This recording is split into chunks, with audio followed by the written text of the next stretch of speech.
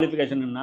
அல்லாஹ்வுடைய பொருத்தத்தை விரும்புவருக்கு, நேர்மையை விரும்புவருக்கு, நியாயத்தை விரும்புபவர்களுக்கு, அவங்களுக்கு கண்டிப்பா அல்லாஹ் ஒரு அமைதியான, தெளிவான, அதாவது உமர் சொல்லுவார்ல, சலனமற்ற அந்த பாதை, வாழ்க்கையில் அவங்களுக்கு தடுமாற்றமே இல்லாத ஒரு கிளியர் கட் லைஃபை அல்லாஹ் வழியை வந்து காமிச்சிருவான்.